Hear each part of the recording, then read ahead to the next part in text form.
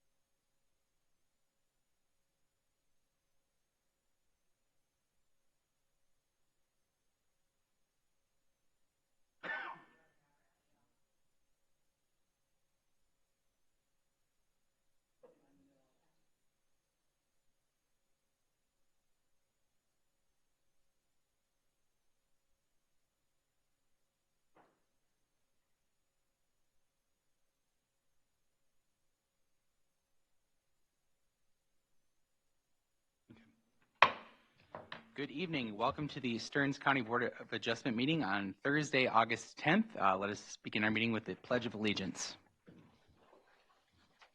Pledge allegiance to the flag of the United States of America and to the republic for which it stands, one nation, under God, indivisible, with liberty and justice for all.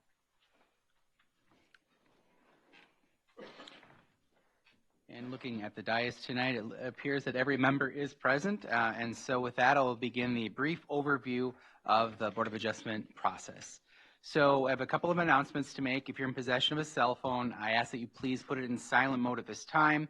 Also note that all testimony is being tape recorded for the record. If you're going to speak, you're going to be asked to state your name and address for the record first, and then you can go ahead with your input after you've been recognized by me. Members of the Board of Adjustment are appointed by the County Board of Commissioners with one member from each of the 5 commissioner districts, 1 member at large, and 1 member appointed from the Planning Commission. And so here's a brief overview of our proceedings for this evening. I'll read out the variance request and open the public hearing. While I'm reading your request, I would ask that the applicant or their representative come forward and have a seat in front of the board by the microphone. The applicant or their representative will be asked to state their name and address for the record. Environmental Services staff will provide a brief overview of the requested variance, the staff report, and if any correspondence has been received regarding the variance. The applicant or their representatives will then provide any input, corrections, concerns, or comments. Once the applicant or their representatives have provided their testimony, the board will then discuss the request and ask questions of staff or the applicant. Upon completion of the board questions, I'll ask if there's anyone in the audience wishing to speak to this request, and if there is, I would ask that person to come up to the podium, state their name and address for the record, and then give their testimony. When all testimony is complete, I'll ask for board members for a motion to close the public hearing. Once the motion passed to close the public hearing, there will be no further input from the audience, from the applicant or Environmental Services staff, unless recognized by the chair or if one of the Board of Adjustment members wants some type of clarification. The board will then review and discuss the finding of facts. These facts are a series of questions that the board is required to answer based on Minnesota statutes and the requirements of the ordinance. Based upon these answers to the questions, the board will either grant or deny the variance request. All questions must be answered in the affirmative by the board, and once the findings are complete, there will be a motion to approve or deny the variance based upon those findings of facts. So moving right along, we come to item number 1 tonight. Roger and Carol Klophocky of Cold Spring, Minnesota, from sections 9.911 and 10.211A to B of Stearns County Land Use and Zoning Ordinance 439 to replace an existing illegal deck ahead of the established building line and partially in the shore impact zone, and construct a future water-oriented accessory structure in a residential 1 zoning district in excess of the maximum allowed lot coverage of 25%. Said ordinance requires structures be placed outside the shore impact zone behind the established building line, and that allows for a maximum lot coverage of 25% in that R1 zoning district. The affected property, lots 3 and 4 in Sunset View, a subdivision on Big Fish Lake, College View Township, and the property address is 278-489, Hidden Cove Road, Cold Spring, Minnesota. And if the applicants could please come forward and state their name and address for the public record, please.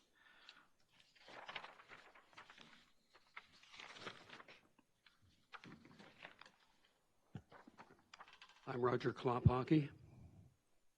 Carol Klapaki, And can- 27489 Hidden Cove Road, Cold Spring, Minnesota, Same 56320. address. Thank you very much. And staff to your report. Good evening, Mr. Chair, members of the board. Before we get going here, after a discussion with the applicants, or one of the applicants, I guess, they are going to eliminate one of these sections from their request. They made the decision to convert the lower tier of that deck to a patio surface, and thereby eliminating the shore impact zone and building line section. So we'll just be concentrating then on the impervious lot coverage part. So that probably will impact your discussion.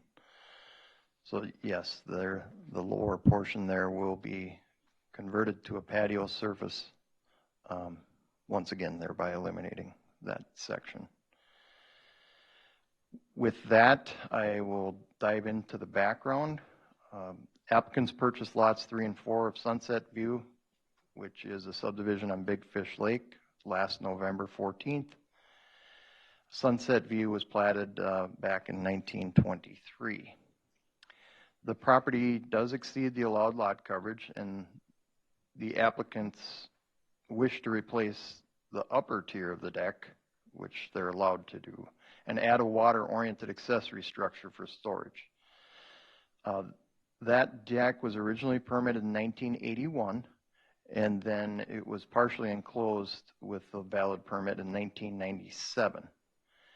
So sometime between 1997 and 2005, a previous owner expanded the deck, the lower tier portion, without a permit. And again, that was ahead of the line and in the shore impact zone.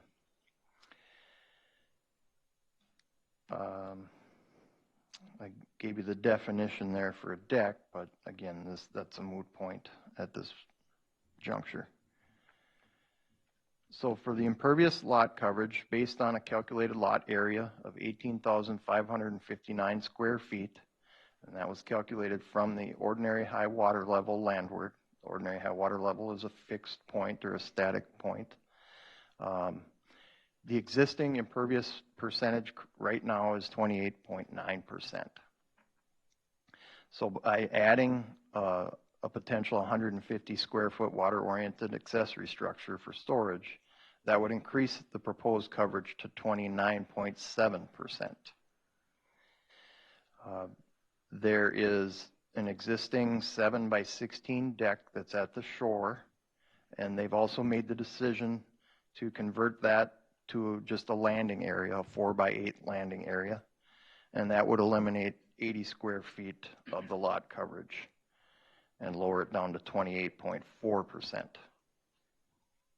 Now the lower tier will still be an impervious surface. So it will not be a deck needing a permit, but it will be impervious surface. So if they were to convert the shoreline deck to the landing, as they decided to do, and eliminate the patio, that would bring the proposed lot coverage to 26.6%. They do have an engineered stormwater plan, which is in your packets for a rain garden.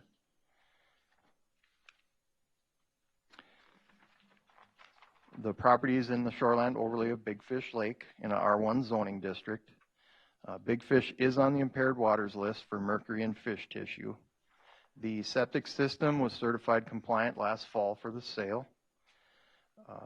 An alternative would be to deny replacement of the illegal portion of the deck, thereby reducing the lot coverage and abating the illegal portion of the deck, but that they've decided to do that anyway.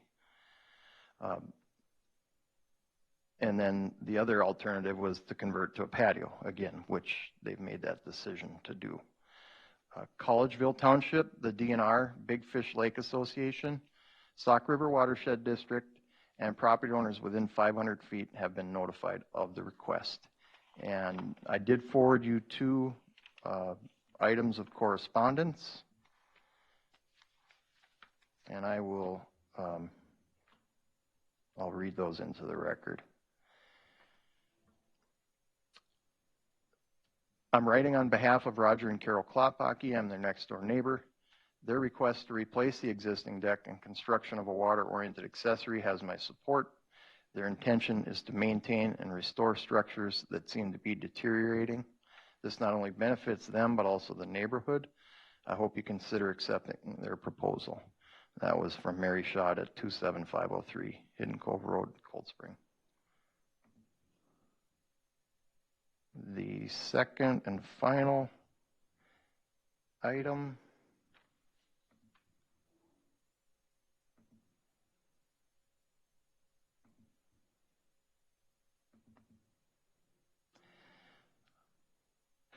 we appreciate the opportunity to provide input on the request from our neighbors, Roger and Carol Klopaki, regarding the replacement of their deck.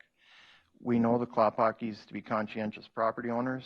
They support the Stearns County 2040 Comprehensive Plan goals and objectives. We believe the Klopakis' plan for the property and inclusion of a water garden is a reasonable plan to assist the county in achieving the plan goals and objective and demonstrate their support of the plan. Please strongly consider approval of this request. Sincerely, Denise Fandel, Joyce Clute, and Nancy Fandel, 27509 Hidden Cove Road, Cold Spring, Minnesota.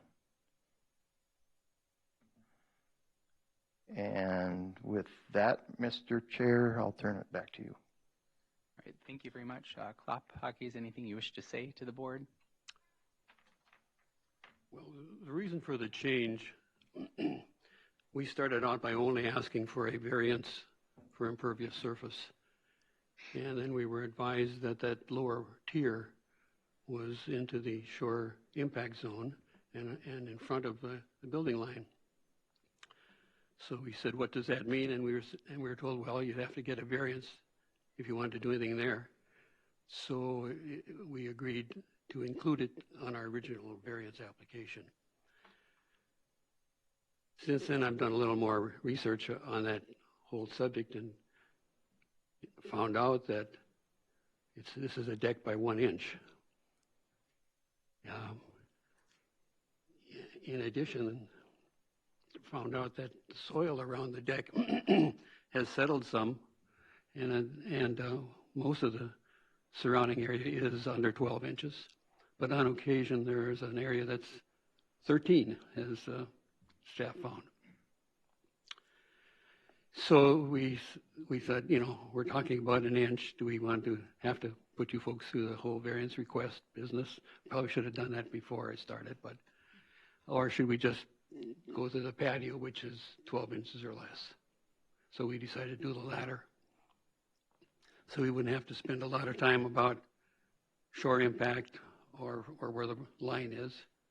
And in fact, I was advised I don't even need a construction permit to put a patio in. So we chose the easier route, explanation for that. I would say one other thing, and that is that my careful observation of this whole area now, it looks to me like it may in fact have been a patio when it was constructed.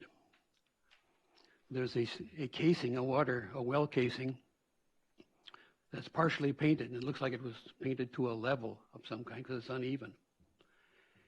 That's 2 or 3 inches lower. I mean, the ground is 2 or 3 inches lower than that now, which would pick up that extra inch and then some. There was also, if you show the other picture, a tree at one time in the corner that my neighbors tell me, there it is, was removed because it was deceased, and some excavating took place around that tree, which may also have lowered the ground level. So, but I don't want to spend a lot of time arguing about whether it's a deck or a patio. We simply want a place for our family to be able to congregate out there, the grandchildren be out there in a safe place, and so we can do it with a patio instead of a deck. And I'm sorry that we didn't figure that out a lot earlier and save you all some time. If we go to the other picture now, you will see that casing that I talked about You see the bottom part is white? Well, that's where the paint ended. And it looks pretty clear that it was painted to the ground level. Well, now the ground level is a lot lower than that. It's between 2 and 3 inches lower. So again, it supported my idea that maybe this was a patio, which would have explained why they never got a permit to start out with. The Creeper Construction had a very good reputation, and the prior owners was a very meticulous accountant for Anderson Trucking. And from what I hear from the neighbors, he was not the kind that would have, either one of them, not the kind that would have built this if they thought they were in violation. And so, again, I think that supports the proposition that maybe it was a patio to start out with. And I only say this because my neighbors called me and said, what is this? What are you trying to do? Build some illegal deck out there? That's a notice they got, said illegal deck. I said, oh, wait a minute. And that's what got me thinking and making some more inquiries. It's not in my habit to want to do things illegally. And so maybe enough explanation there. As Mr. Nett said once, you don't want to get too deep into the weeds. I'll stop. But be happy to answer any other questions you might have. Any questions from board members for staff or the applicant? Oh, I could say one other thing, and that is when we found out that we had the impervious surface issue, we looked for alternatives. And one of the alternatives we looked at was to take that whole paver driveway out, which is about 1,500 square feet, big chunk of the impervious surface. And I had Stark Engineering prepare a plan to do that, and it was submitted, but it was rejected because there wasn't enough depth between the bottom of that new impervious paver and where there was some evidence of high water at one point. My engineer laughed when I told him about that because he said, well, yes, that's true, but he said that could have been 300 years ago. We don't have any idea. You know, the soil showed evidence that at some point there was water at that level. I said, well, they said no. So then I hired the engineer to do the rain garden. And the first rain garden he proposed was up on the top on the north side. That was also rejected because it had a similar problem in that there wasn't enough space between the lower end of that, or in the bottom of that rain garden. And again, that evidence of, I had soil tests done, evidence of at one point there being a water table. So then the engineer went back the third time and came up with this plan that was approved by Environmental Services staff. We did have enough space there to make it work. So what we're requesting is a variance from the 25% with the mitigation that we put this rain garden in. And the rain garden was designed, as Mr. Stark tells me, to handle the excess water. So, All right, questions from the board, staff, or the applicant? Mr. Chair, a question for the staff just to make sure I understand what it is that we're going to be voting on. So because they're going to, or they are proposing to replace that lower portion of the deck with a patio, we don't have to think about the building line anymore. So is it the impervious coverage, or is it the impervious coverage plus the water accessory structure? Mr. Chair, Member DeLong, so it's the impervious lot coverage. The proposed water-oriented accessory structure does not require a permit. It needs to meet all the applicable setbacks, 10 feet from side property line, minimum 10 feet from the lake, 63 feet from the center line of the road, et cetera. So impervious lot coverage is really the only concern we're looking at here. Okay, so they're requesting to add the accessory structure, but because they're already above the limit and they'd be adding more, that's what the variance is for. So, okay. That's accurate. So if we say no, just if we say no, would they still have to remedy the impervious lot coverage?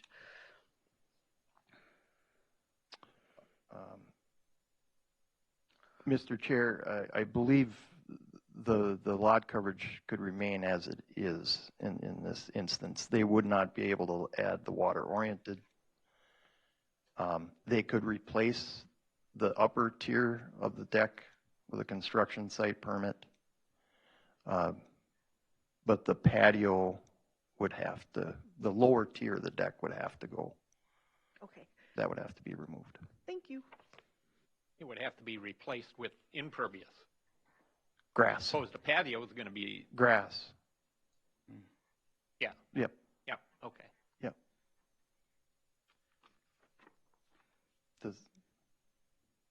Okay. And I think I forgot to ask, who all was able to make a site visit? 1, 2, and I was as well. Mr. Chair, please speak. Showing of hands doesn't work super well unless we have to rewatch the video. So if you can Jill? just go. Thank you. No. Rob? Yes. Bonnie? Yes. I'm a yes. George? No. Amy? Yes. Mike? Also put on record, I met with the owner as well. Very good. Any more questions? I don't have a question, but I just have to point something out for the applicants. This spring we had training from the DNR water people, and as far as the board goes, any mitigation has no bearing on the granting of the variance at all. Mitigation is after the fact. If the variance stands on its own and is approved, that's when mitigation comes into the picture.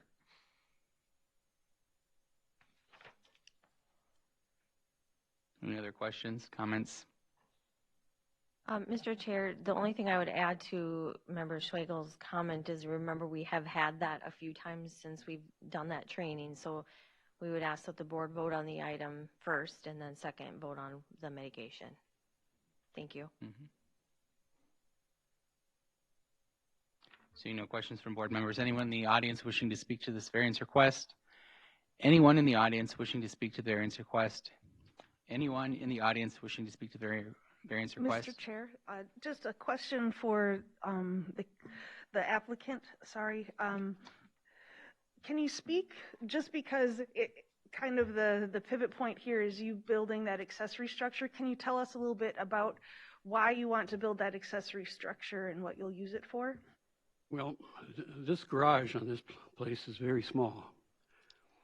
It's a double garage, but it's small, and I had to take my wife's trailer hitch off to get the garage door closed. So there is no place really to put lake-related items, fishing tackle, life jackets, gas cans, and that's what we wanted the building for. And didn't want to, I could maybe squeeze a gas can in the garage, but it's not really safe to put that in the garage either, I think.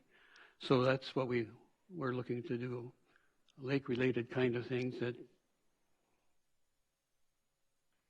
I have a question for applicant, just to clarify. Are you building or were you buying it as is? A pre-made one? Looking at a pre-made one. Okay. Any other questions? But the square footage, what I'm looking at, the square footage and the height was within the ordinance requirements, 10 feet, no higher than 10 feet, and no more than 150 square feet. Question for staff. If they convert that lower tier to grass and they still put the water accessory structure up there, well, they'll bring it down to 26%, a little over 26%, with the structure, the new structure. Correct. So 26.6. is that a deal breaker to putting grass in there? Well, you know, when you live on the lake, in addition to wanting to eat outside, you have company coming, guests coming, family coming, and A lot of people entertain on grass. you can entertain on the grass, but you know, you got the bugs and the mosquitoes and everything else that goes with it. If the grass is wet, then the grandkids shouldn't be running around out there. So, you know, we bought it thinking we had a deck that was more than just a little eating area. That top piece is actually holds 4 chairs and a table. We tried moving other chairs up there, and there really isn't even room for having people over to eat on that a little portion of the deck. So, But as lakeshore owners that are kind of in a tight spot, I would lean towards helping the lake and yourself at the same time. well, by Mr. Chairman, Even with the rain garden, it's not going to catch that stuff back there. That's going right down to the lake. That slants. That's a pretty steep slope you have going down to the water. yes. Other, to the top bank there. But the bulk of the impervious surface that's a problem is the driveway. 1,500 feet approximately comes from the driveway. The rain garden will be in close proximity to that driveway, so we will take stormwater off that area, plus from the house and the garage roof. So a substantial amount of stormwater will go into that rain garden. It may not be all over at the right places, but it will clearly keep that portion from ending up in the lake.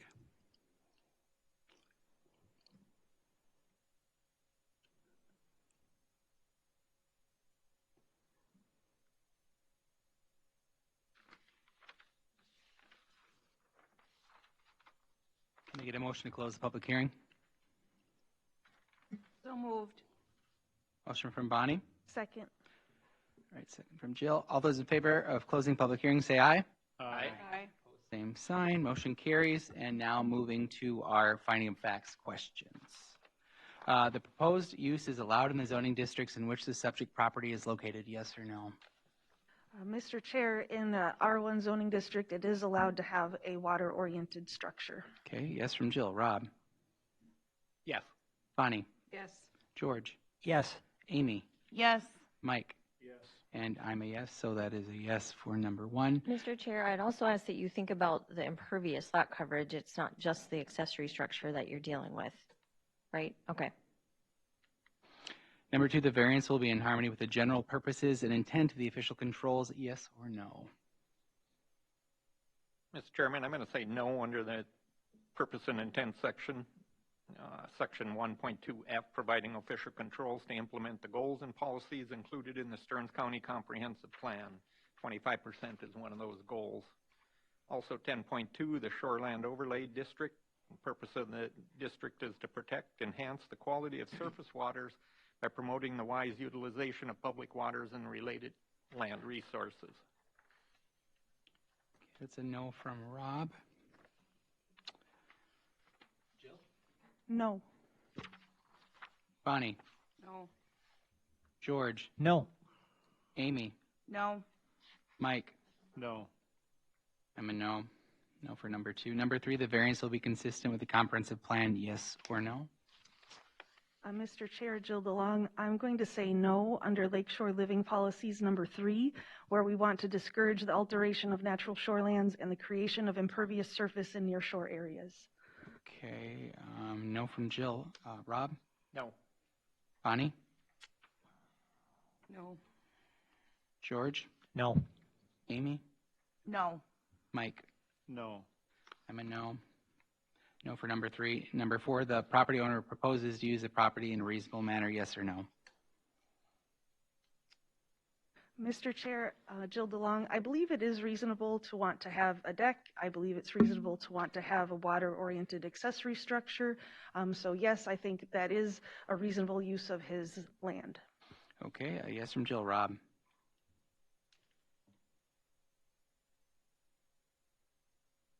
I'll say yes. Bonnie? Yes. George? Yes. Amy? Yes. Mike? Yes. I'm a yes, so that's a yes for number 4. Number 5, the plight of the landowner is due to circumstances unique to the property, not created by the landowner, yes or no?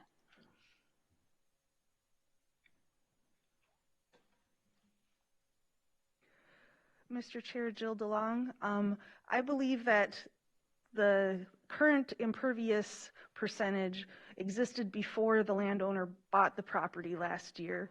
I believe that them wanting to add the accessory structure is created by them, but the original overage is unique to the property. Okay, yes from Jill. Rob?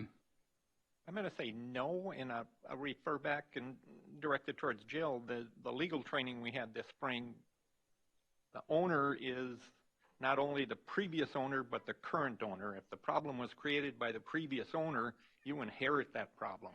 So they are responsible for that impervious cover. Okay, no from Rob. Bonnie? I'd say no. George? No. Amy? No. Mike? No. And I am a no. So no for number 5. Number 6, the variance, if granted, maintains the essential character of the locality. Yes or no? I don't believe that it's going to change the character of the locality. You know, some of the other homes there have accessory structures, water-orientated ones, and the deck has been there, you know, a considerable amount of time. So no one's really going to notice a change. Okay, yes from Bonnie. Jill? Yes. Rob? Yes. George? Yes. Amy? Yes. Mike? Yes. And I'm a yes, so that's a yes for number 6. Number 7, the need for the variance involves more than economic considerations. Yes or no? Mr. Chair, Jill DeLong, I don't believe economics were discussed, so yes. Okay, yes from Jill. Rob? Yeah. Bonnie? Yes. George? Yes. Amy? Yes. Mike? Yes. And I'm a yes, so that is a yes for number 7. Questions 2, 3, and 5 were answered in the negative, so we would have to look, therefore, for a motion to deny the present application. Mr. Chairman, I make motion to deny the variance request. Motion from Rob? I'll second it. All right, George. The remaining votes, okay, Jill? Yes. Bonnie? Yes. Amy? Yes. Mike? Yes. And I am a yes. So the motion currently presented for us is denied, and please talk to staff during regular business hours to see what we can do for you. Thank you. Thank you.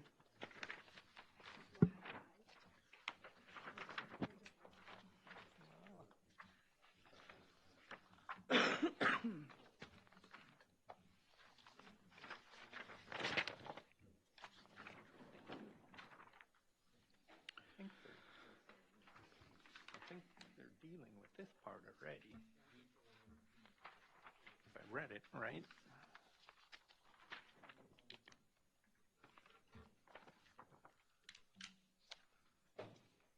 All right, moving to agenda item number 2, an after-the-fact request from Trent and Krista Pauls, Belgrade, Minnesota, from section 6.9.5D of Stearns County Land Use and Zoning Ordinance 439 to continue use of feedlot structures located 256 feet from a neighboring residence. Said ordinance requires a 700-foot setback to a neighboring residence for feedlots permitted over 100 animal units. The affected property is in Lake Henry Township, and the property address is 25536 State Highway 4, Belgrade, Minnesota. And if I can get the applicants to please come forward and state their name and address for the public record, please.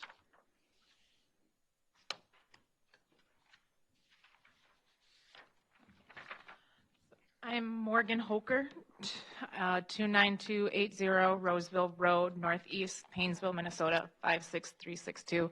I'm the one that's currently renting the barn site on this property. Dwayne Holker. I am her father. I have vested interest in the livestock on that particular operation as well.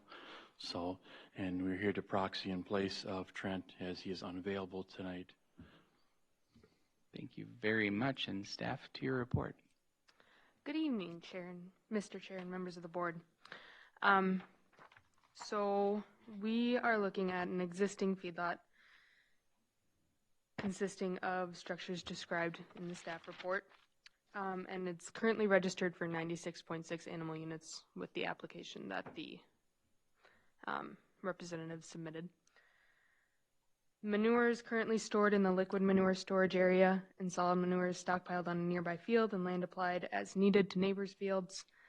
The property is currently 8.8 acres in Section 3 in Lake Henry Township and is zoned A80. It is a legal nonconformity for animal unit density.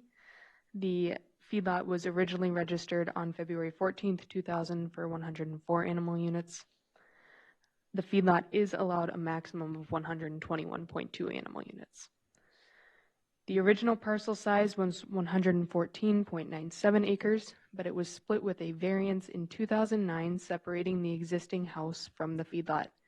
The variance allowed the feedlot to be 392 feet away from the dwelling to the north.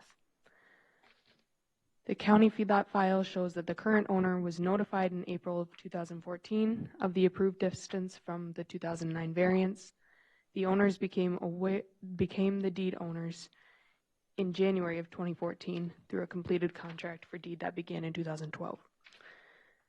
The north barn, 36 feet by 72 feet, and the open lot, 17,880 square feet, labeled number 6, I believe, on the map, were found to be in use in 2023. The current owners are proposing the continued use of the barn and open lot located 256 feet from the dwelling to the north.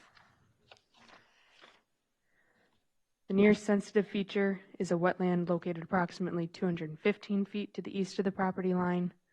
There is one valid complaint on file for this property relating to an overtopping liquid manure storage area that ESD staff is currently working with the applicants and the renters to resolve. The nearest home is 256 feet to the north from the feedlot area in use and 392 feet from the permitted area. And there are 15 residences and 11 feedlots within a 1 mile radius of it. And ESD staff was last on site. This is a slight correction on July 28th. I forgot to put this in the staff report. I'm sorry for that. In relation to a secondary complaint that was not valid. But before that, May 17th, for a compliance inspection in relation to the original complaint. Lake Henry Township, Painesville Press, and Cold Spring Record, and 11 nearby property owners were notified of this request. I did also receive one piece of correspondence in relation to this request at after 3 o'clock today, so I apologize it's not in your packets either, but I did leave some on your desk in front of you. I will read that into record here. My name is Ron Spanier. I am the landowner that surrounds the building site in question. I have contacted you folks 3 times on issue of runoff from this site. The manure pit I feel is fine, but they let it run over, and then it goes into a dug hole that they have put multiple pieces of concrete and dead cattle. That runs over and runs into my field. They also have a spot on the property line that they continue to bury dead animals and cover with dirt. My farm is certified with MN Equip and MN Egg Water Quality certified. I do pest management, plant cover crops, and practice minimum to low till practices. I have removed rock and rock piles from my farm. I have 1 pile left and I'm still working on it. Nothing gets buried. I have picked up multiple pieces of plastic and other trash items. Stearns County is currently in a D3 drought. I have enclosed a picture taken on July 29th, 2023, that I took of the pit running over.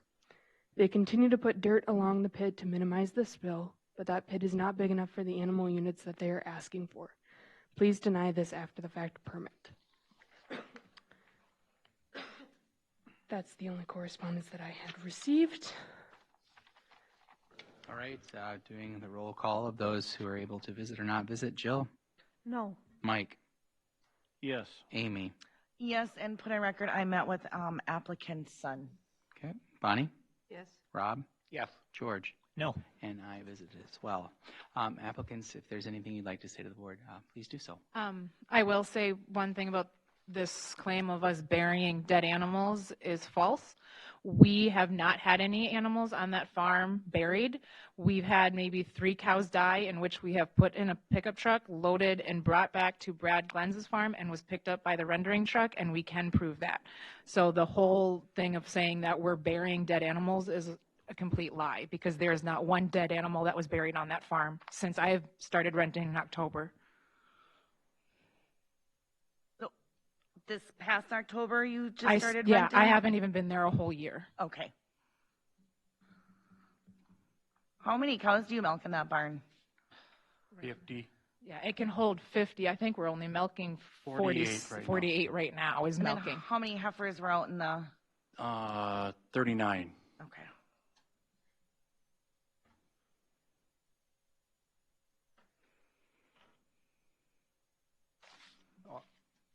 I have a question for anybody who can answer it. What's the ownership ladder there? From leasers to the Pauls? That is correct. Yes. And then you're leasing from And I'm renting from Renting Trent from- Paul. I rent the milk barn, the freestyle barn, and this heifer barn that is currently in question, basically. Were the Pauls working that? They prior were to not. you? Well, I think they were milking before, but they had They quit. quit in 2021. So it was sitting empty for a while. Okay. And then we just had the opportunity to rent it because we were overstocked at Brad Glenz's farm. And it was a way for me to get into dairy by myself. Okay. Thank you. Can you clarify the house that they're referring to? Is that her father-in-law's That's her house? father-in-law's. That is who they bought the property from, was her father, Correct. or her father. Her father, correct. Okay. And he does not have a problem with any of it, from my understanding. Okay. Mr. Chair, members of the board, the 2009 variance that originally split the property, Kevin Leeser was the owner of everything. That would be applicant's father. Applicant's father, Okay. in-law, yep. His in. And I father. do have another question. Maybe you can answer this, staff. There was a series of storms that came through. Do you know, do they have any pending claims with insurance for hail damage or anything? Did you guys get hail out? I know that the roof came off, and I thought Trent just fixed it himself. Yeah. I don't know if he's done any insurance. Unfortunately, that would be a question for him, not me. Mr. Chair, I have a question for staff, just clarification. So this is 8.8 acres, and it's approved for 121.2 animal units, is that correct? Am I reading that right? Mr. Chair, members of the board, yes, that is correct. It is it's a parcel of record due to some complications with the split in 2009. And we can clarify that further if you would like. I'm just Okay. looking at this, that seems like an awful lot of units for that small amount of land. But keep in It mind is when much originally larger was the home. than the animal unit density, yes. Is what? It is much larger than the animal unit density in ordinance for that size of a parcel, yes. So, Mr. Chair, members of the board, the ordinance states if a parcel is 10 acres or more, there's no limit or cap on animal unit density. The animal unit density comes into play when it's less than 10 acres. And so with the right-of-way, you can see there 55, parcel 55, that was the error in the split that would have made it 10 acres. So basically, this is a legal nonconformity. And the animal or the manure produced by any feedlot needs to be properly applied or dealt with, regardless of how many acres are owned. So a question for the applicant. So where do you take the manure? How does that handle? There are neighbors that we have communicated with that are allowing us to apply the manure to their land. So then we're able to apply it.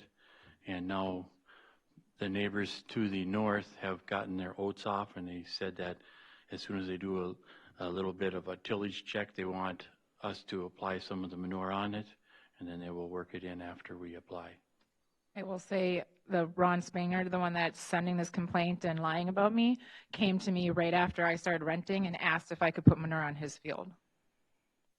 And then when Trent said no because he has issues with that, then all of a sudden we started getting complaints.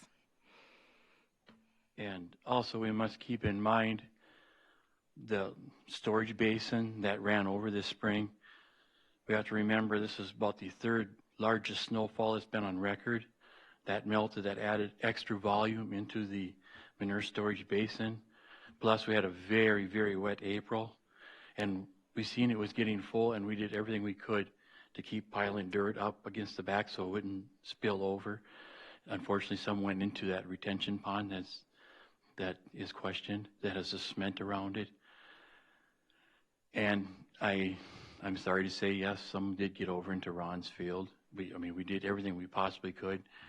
We actually had, on May 17th, when he made his complaint, on the 15th of May, we backed into the storage basin with a lagoon pump to try to pump it out. And it was too frozen. We could not get it to stir rate. And finally, we were able to get back at it after it thawed out enough. I believe it was about 2 weeks later, we were able to get into it. And we got it pumped out then, all but the one corner on the southwest side.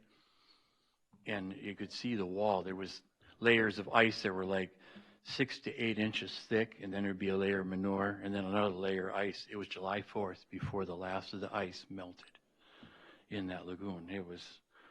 And also to say, the man who pumped our lagoon, he did not realize he didn't get it completely empty because it's shaped like the letter L, and the lower leg of the L is like 14 feet deep. He only got it pumped down to only 8 feet because it ramps down at an angle. And so he left at least 1/3 of the manure still in the lagoon, not knowing that it was only to that depth that it would go deeper. So when he pumped it this spring, I was there and I showed him. So we got it pumped down as far as we could, pair of the fact that the ice was still in there yet. But we are doing the best we can to keep tabs on this manure management practice that we have on the farm. Where do you guys stockpile dry? Do you bring it right away to the neighbors, or do you have We stockpiled it on the farmstead, and then we'll haul it out. Okay. We did not have time this spring to get it hauled out because as soon as fields were fit to go, farmers were going. They did not have time to wait for manure application because we had a very late spring this year. I think any of you that are farmers know that.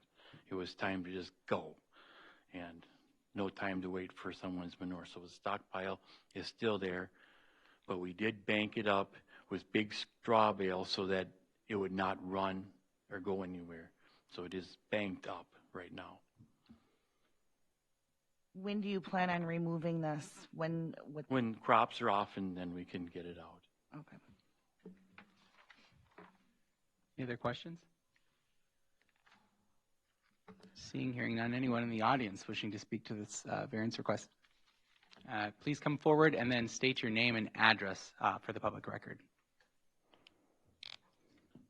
My name is Randy Spanier. I farm that land with my brother around the pit side or whatever. Just, Ronnie said we're equipped, certified, and all that. It just doesn't seem right. There's running across the top of the field into drainage. Clock River's 1.5 miles, 2 miles away. Oh, sorry. Even the packed manure. Or first of all, is there a legal permit for feedlot right now? Mr. Chair, members of the board, they have currently applied for a feedlot permit. The site has been previously permitted. They are not required to renew permits. They're required to renew registration once every 4 to 6 years. So there's not an active permit right now? There is one that is being reviewed currently. It is not approved yet. Okay. And we're not against them milking cows. They can milk 1,000 cows out there. They can do whatever they want, and we'd love to get the manure too, and we'd love to work with them. But we can't have polluting the water going across the top.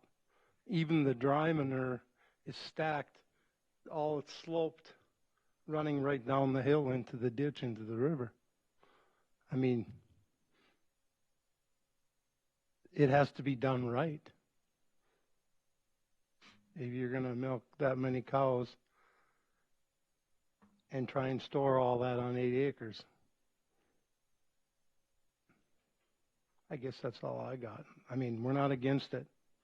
but it's got to be done right. I mean, this spring, going work in the field, there was a low spot there.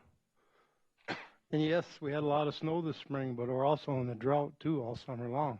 If we had had a wet summer, rainy summer, that thing had been running over all the time. The whole yard drains that way. All the cement from all the buildings and the roofs swishes right down there like a toilet. Just needs to be fixed. That's all I got. I have a question for you. Can you also state your address for the record, please? I think you only stated your name. 30268 240th Street, Painesville, Minnesota, 56362. Have you had issues with previous owners before her taking over? Before Before she started renting, have you had issues before this with your neighbors? Well, Trent is issues. Okay. And my brother said about the dead animals. I haven't seen any since these guys have been there. Maybe my brother has. I can't speak for him, but I know when Trent was there, there were holes everywhere. Okay. One more question. You said you're willing to work with them to take their manure. Do you guys have negotiations in place? No, we don't have anything. I guess I'm not really sure what's all going on yet with the whole manure, because when I originally set up the contract, it was kind of set up that Trent was going to take care of it. So it's not your problem. It was not supposed to be my problem, but now it's becoming my problem. So now I'm not sure what we're going to do at this point. I would be more than happy to work with somebody if they talk to me and, you know, we can work something out. I would be more than happy to, but I guess at this point, I'm really not sure what farmers or who we're going to work with. They won't have a problem getting rid of manure. There's people standing in line for it. But right. It'd be most convenient for both. It would be most convenient but Trent for us. is in the way there.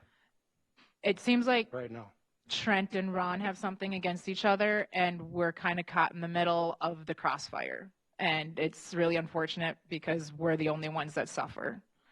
But I don't really have anything else to say about that. I don't really know what's going on between those two, and I don't know if I can make an agreement with Ron without pissing off my landlord, and I really can't afford to piss off the landlord and get thrown out.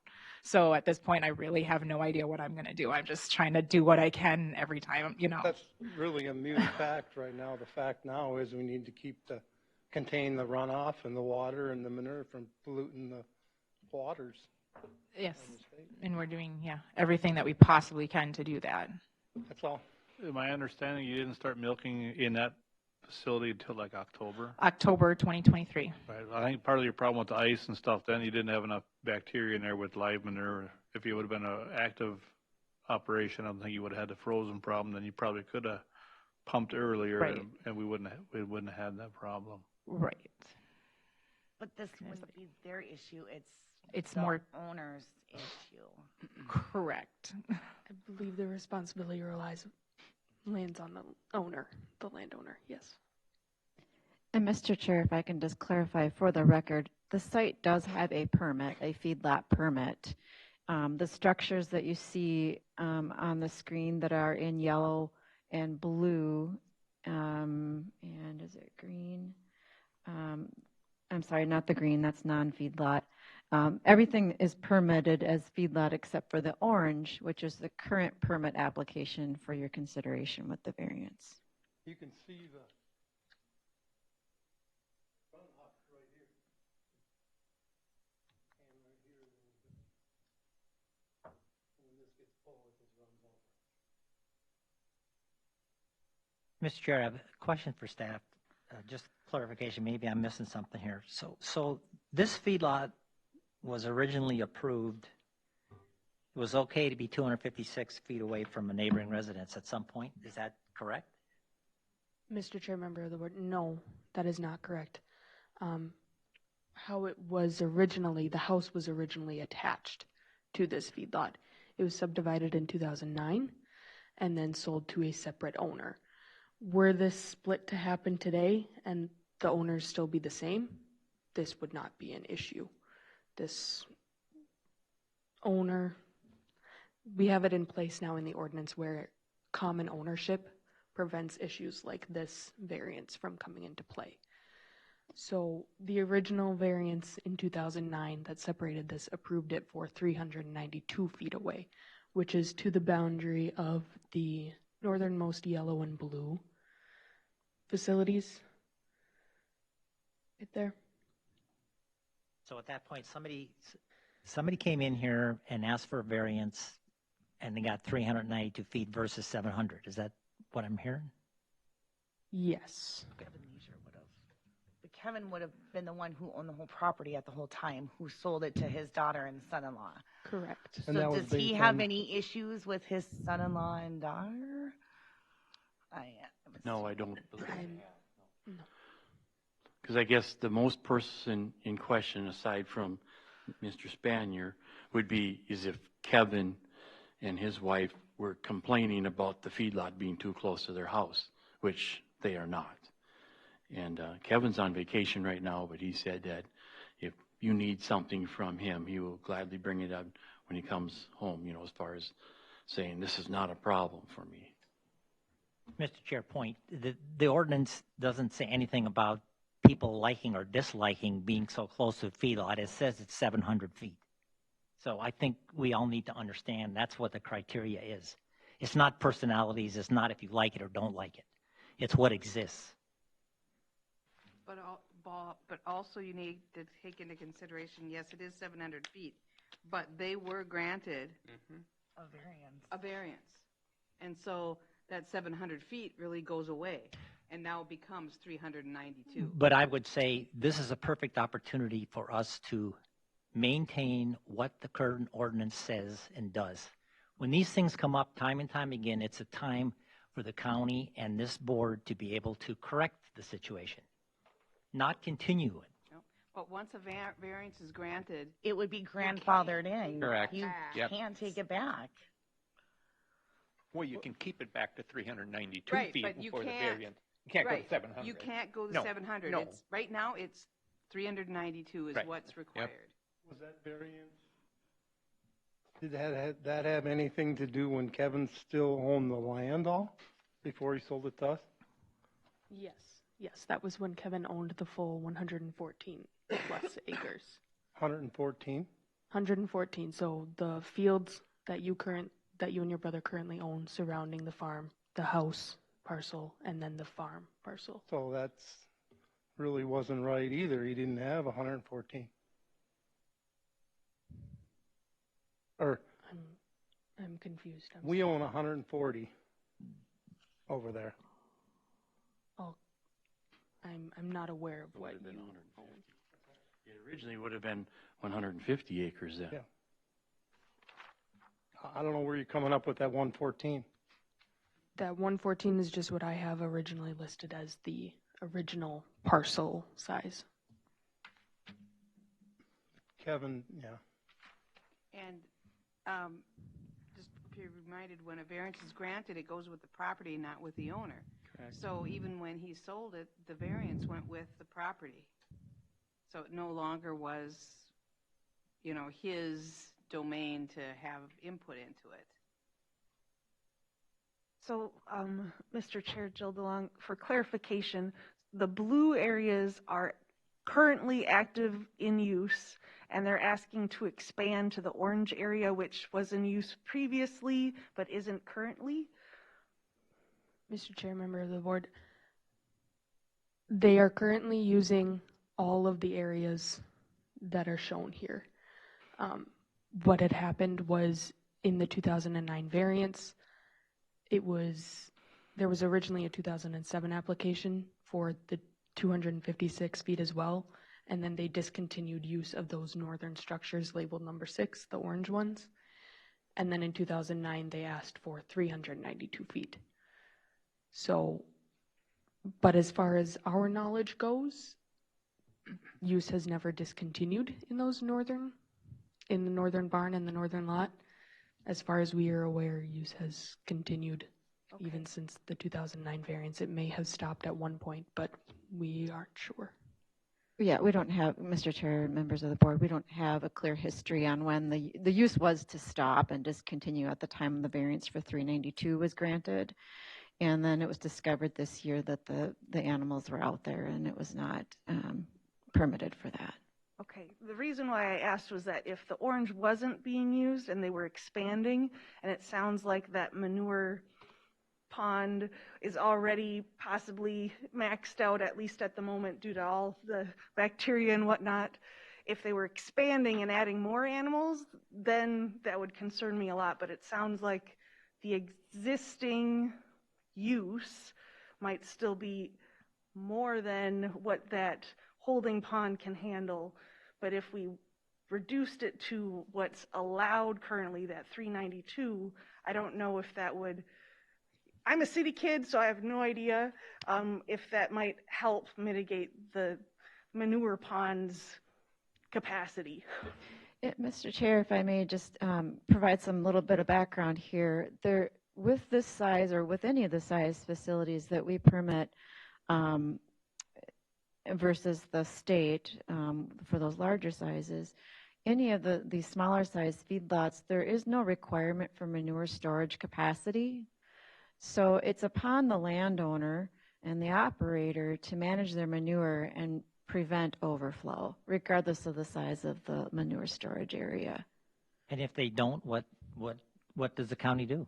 Then we have to work with them to come up with a plan, which is what we're doing at this point for managing that manure and monitoring the freeboard that's required and such. But government is slow, and like this gentleman just said, it could take you 4 months to deal with it, and then in the meantime, it's overflowing. You have no quick way to resolve it, is what I'm saying, right? Right. So when an owner does have an overflow, they're required to contain it as well as report it to the duty officer, which then we receive notification and make sure it's appropriately cleaned up and not reaching waters of the state. In this case, when we got the complaint, we went out there and reviewed the situation and found that it did not reach waters of the state and was contained and tilled in and managed. So we work with the situations that were presented.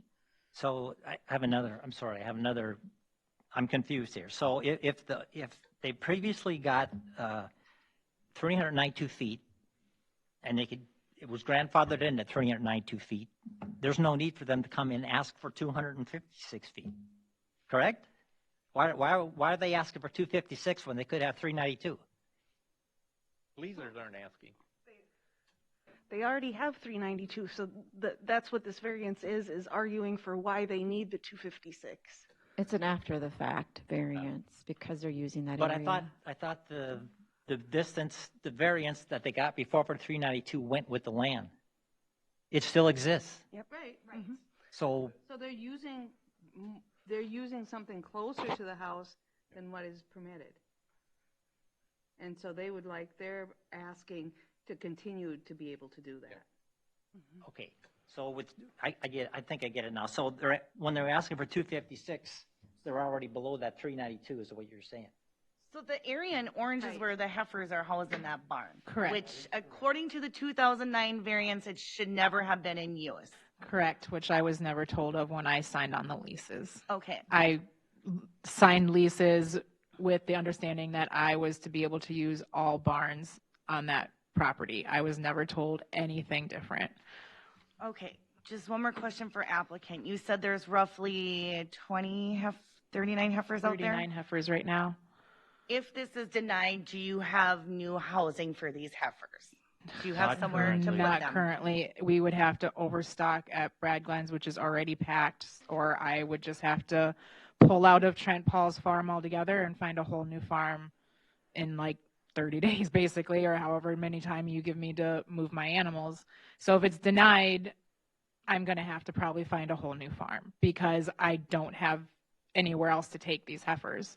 So that's kind of where I'm at. I'm either going to pick up and find a new farm or continue at Trent's. I don't know what other option I have because I don't have any other person that could raise my heifers that closely, you know. It sounds like the variance is strictly on the distance of the used farm buildings to the neighboring home.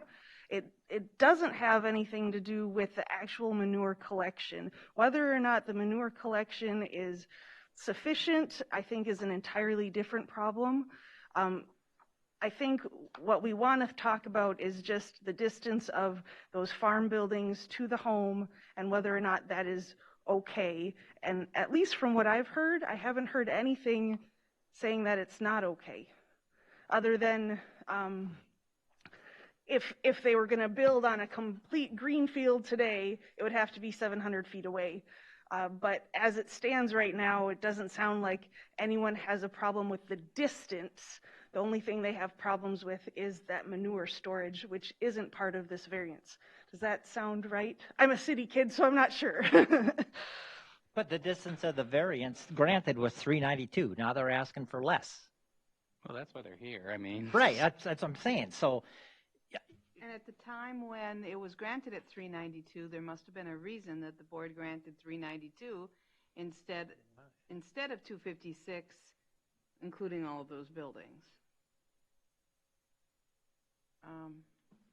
And it's unfortunate that the people that get hurt in this situation are the renters who had nothing to do with making these decisions. It's unfortunate that the applicants aren't here either.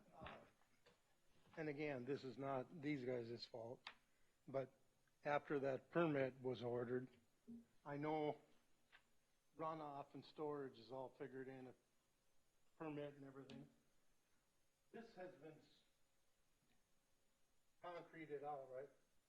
Just on the west side. So this is cemented out. This is cemented out. There's cement here. Where's the big barn? That's It's way in the down yellow. the bottom. On the bottom, yep. Yep. Correct. Basically, there's cement all the way. All the way from the middle barn to the, there's concrete all the way there. All the water coming off this shed. And water from the yard and all this water. Question for staff. Do we have the minutes or the decision notes at all from that 2009 variance? I think Bonnie has a good point about they said that distance for a reason, but we don't know necessarily what the reason was. We would have it. I could dig it up. However, as noted in the staff report, the ordinance that was in place at the time did not allow the exception that we have in ordinance today. So if the ordinance we have in place today were in effect in 2007 or 2009, at the time Kevin Leeser owned both of these parcels, he would not have had to have applied for a variance at all. So I almost feel like that's maybe something to draw to your attention at this point versus trying to pull up minutes and reasoning for decisions back then. Okay, that makes Maybe sense. it's- Thank yeah, you. because the board was forced to do something Right. to manage it at that time. Because I think we're getting a little off track. We're Yeah, a little sitting here, bit. Let me call the we're question. beating a dead horse about the manure option here, Because and that- that's not what we're here for. We're here about this setbacks, and that's it. The manure storage problem is between the landowner and staff, and staff has a protocol what they do. We shouldn't worry about it. Let them deal with it, and if it's a problem, that'll be remedied in the future. We should work on this setback and move on. correct. Call the question again. Anyone else in the audience wishing to speak to the request? Anyone else in the audience wishing to speak to the request? Hearing and seeing none, looking for a motion to close the public hearing. I'll make a motion to close the public hearing. Okay. And I'll second it. Motion from Mike, second from Amy. All those in favor of the motion say aye. Aye. Opposed, same sign. And I have one question for staff. In the event, now I'm not saying what way this is going, but in the event that we would deny this, can we put a stipulation on the denial as a amount of time before the effective date? You know, to give the renter, you know, time to relocate or make a plan, or instead of, you know, saying that if we denied it, to say that that takes effect immediately, can we say it's denied effective so many months from now, or is that possible to do that? Mr. Chair, members of the board, I am not aware of any conditions being placed on a denial. So I would say that would be left up to the department to manage how that plays out. Mr. Chairman, can I ask one question of staff? Just so I have it straight before we get into the 7 questions. If the leasers own the property and they came in today and wanted to split it, that 256 feet is 100% allowed? Mr. Chair and members of the board, if the leasers owned both properties today, they would not have needed to apply for a variance for the split. Thank you. And then they could have sold off the parcel without a problem. Makes sense. Question number 1, is the proposed use allowed in the zoning district in which the subject property is located? Mr. Chair, Jill DeLong, the property is A80, and having agricultural buildings is allowed. Yes from Jill. Rob? Yes. Bonnie? Yes. George? Yes. Amy? Yes. Mike? Yes. And I'm a yes, so that's a yes for number 1. Is the variance in harmony with the general purposes and intent of the official control, yes or no?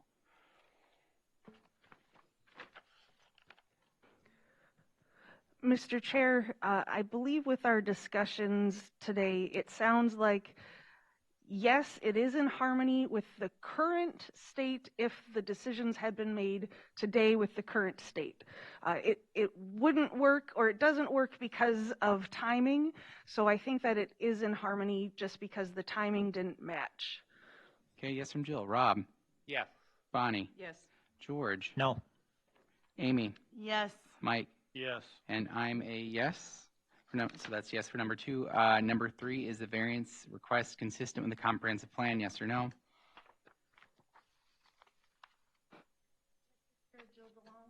Mr. Chair, Jill DeLong, I'm going to say yes under agricultural goals, where we want to, number 4, strive for and support higher farm profitability and family farm stability.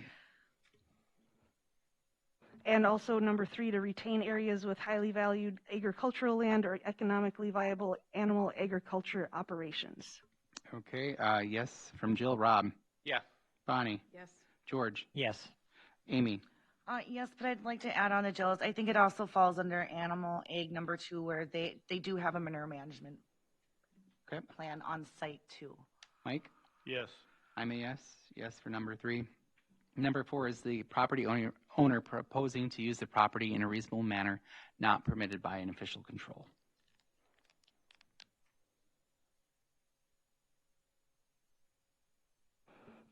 I would say yes, because the property owner is renting the property for agricultural use, and it's zoned in an agricultural area. Okay, yes from Bonnie. Jill? Yes. Rob? Yeah. George? Yes. Amy? Yes. Mike? Yes. I'm a yes. Yes for number 4. Number 5, is the plight of the landowner due to circumstances unique to the property not created by the landowner? Mr. Chair, I'm going to say yes, it's very unique to this very specific property due to the size of the land being 8.8 versus 10, and the way that it was split and how it was split and when it was split. I think it's very unique to this property. Yes from Jill. Rob? Yeah. Bonnie? Yes. George? Yes. Amy? Yes. Mike? Yes. And I'm a yes. Yes for number 5. Number 6, will the variance maintain the essential character of the locality, yes or no? Mr. Chair, I'm going to say yeah. There are several feedlots in the area, and they're pretty much the same style, look. Okay, yes from Amy. Jill? Yes. Rob? Yeah. Bonnie? Yes. George? Yes. Mike? Yes. And I'm a yes.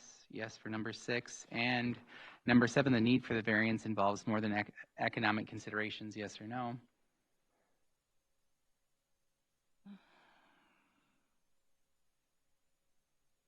Mr. Chair, Jill DeLong, although I believe that the economics will strongly impact the renters for the property, so it is partly that. I think it's more than that because it's also using existing agricultural buildings, land that's been used that way for many years. So I think it is more than economics, although they do play a part. Okay, yes from Jill. Rob? Yes. Bonnie? Yes.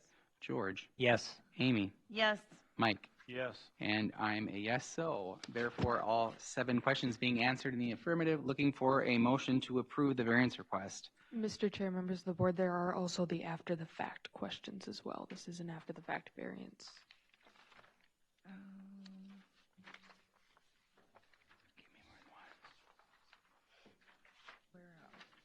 I can read them out loud if you would like. Yeah, that's all, that's all under that, yeah, Okay. yep.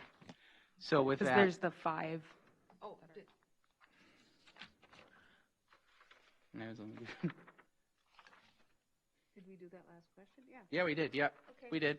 Okay. Did the applicant act in good faith and attempt to comply with the ordinance? And Did the applicant make a substantial investment? And these questions were in our packet too before, so we saw that information. So This is- usually those questions we just keep in mind Correct, yep. while we answer them. Yep, Okay. We don't. I just wanted to specifically check answer because that. it's Yep. on the no worries. finding sheet. Yeah. Mr. Chair, I'll make a motion to accept after facts. Okay, motion from Amy, I'll second. second from Mike. Remaining votes, Jill, Yes. Rob, Yes. Bonnie, Yes. George, Yes. Mike, okay, and then I'm a yes, so with that, the motion, the variance request is granted. Thank you. Thank Yeah, you. hopefully you can work something out with Yeah. your neighbors. Please do. All right, with that, looking for the, at the minutes here from the July 13th meeting, looking for an approval of those minutes or any corrections or anything that needs to happen there. Mr. Chair, I'll make a motion to approve the minutes from the July meeting. Motion to approve the minutes from Amy. I'll second that. George, all those in favor say aye. Aye. Opposed, same sign. Minute, approval of minutes carries. Does, how many items, anything for us? Okay, and when is the date close for that, Monday? Okay, So 2 for September? so far.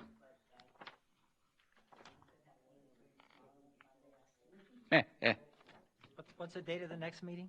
Uh, Okay, thanks.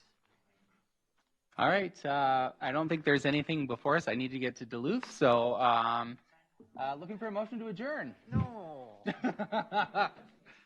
Move to adjourn the meeting? Thank you. Second, I'll second it. motion to approve the meeting. All in favor say aye. Aye.